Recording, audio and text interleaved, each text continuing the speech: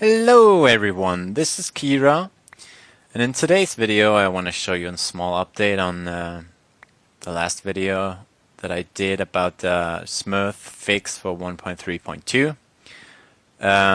Right now we are in a farm design that I showed at the end of this video. The main flaw here was that it jams up sometimes, as you should be able to see here. Like right now, nothing happens for a very long time, so this is not very nice. And well, I mainly want to show you what I came up with.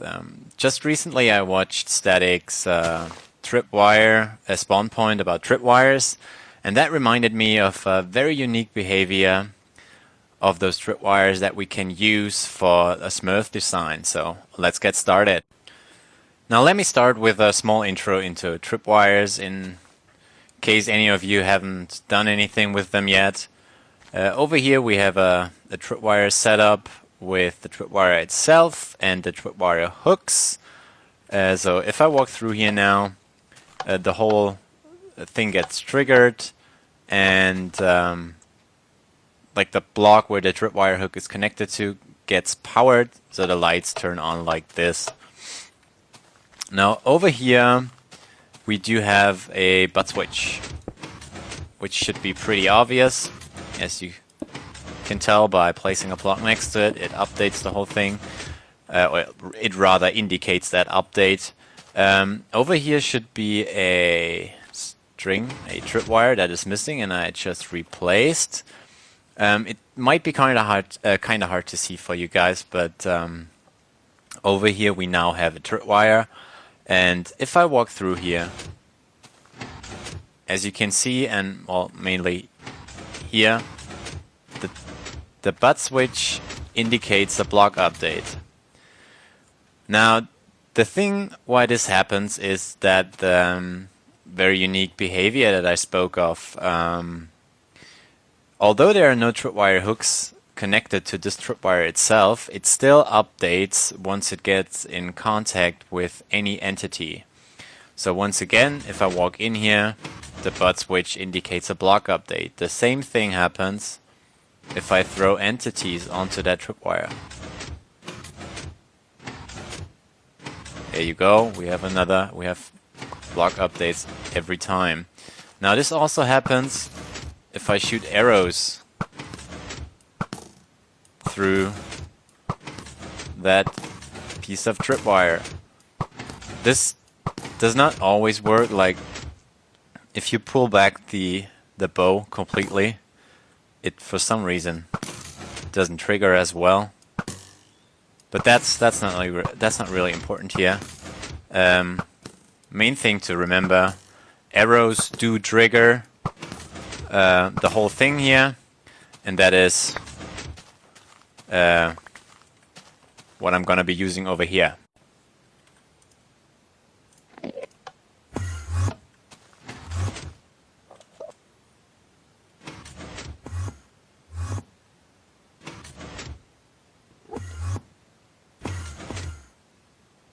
Completely pointless, but you gotta admit, it's hilarious how that animal looks in the minecart. Now let's get back to topic. Over here we have a similar setup of the farm that I used in my last tests. Basically it's just a grass layer covered in stone brick, or the top part covered in stone brick, and the major difference to the old setups: no redstone at all. So there's no torches anymore, no repeaters that I try or force block updates on the grass layer over here. The only thing we have left is the redstone clock, a redstone lamp for the light darkness effect, and a few dispensers that are also connected to the redstone clock. This torch over here is just used as the override. Now let's get inside and get a closer look. In line with these dispensers here, we have tripwires just one block above the grass blocks, so there's still room for stuff to grow underneath. Now, as I said, those dispensers are also connected to the redstone clock. So every clock cycle, there will an arrow. Let me just refill a few. They will shoot out an arrow that sooner or later gets in contact with one of these tripwires, cause the tripwire to cause a block update below that tripwire, and thus force the grass or flowers that grew there to pop out. And that's just it. Now, let me show you how this works. Get our bone meal ready, flip this lever, and keep the right mouse button clicked. It's kinda hard to tell, but like on the very far end of this 7x7 grass block area, there's still a few grass blocks that do not get updated and stay there for like 2 or 3 clock cycles.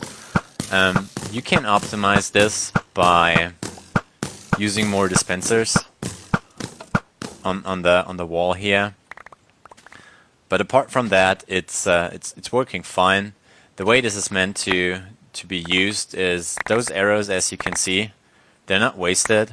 I can pick them up and reuse them on the next run of that farm. So I just need as many arrows per dispenser as I want to use bone meal in one go on this farm. And out here I have you can see a few runs that I did on this particular farm design. If you have seen the first video, you are able to tell that the rates went up a little. Well, quite much. I mean, we got around 30, 35 something in the design I showed in the first video. Now we have like 50 roses. That's pretty good. Like the 1.2.5 rates were at around 60 roses, so that's not too bad. Let me just show you the top part of this so you get a closer look on the wiring once more. It's really simple to set up. All we need is that grass layer we have down there. Cover the whole thing up. Make a redstone clock like this. You need an override that you can install any way you want. I mean, you could even use a pressure plate and bring this up with torches to override the redstone clock. Run that wiring over the redstone lamp and onto this dispenser. Now, just for any of you who don't know, you can actually place redstone on top of a dispenser. This works not by clicking right onto it, as I just did, because that would just access the dispenser itself. You need to do it sideways, like with this block over here. Try to place a redstone there. The game will automatically put that redstone onto the dispenser, because you can't place redstone on the side of a block. And that's just it. Now that redstone will power the dispenser itself, and thus power the dispenser that are next to it. That's it. The only main part or main thing you gotta remember is like from the redstone clock, you should delay the signal to the dispensers by a delay with a repeater by that is set to 3. I have tried a delay of 2 and a delay of 1. It didn't work as good as I just showed you. It'll clog up sometimes, and that's not what we want. So that's pretty much it. I hope you enjoyed this little update, and if you have questions, leave a comment, and I'll see you soon.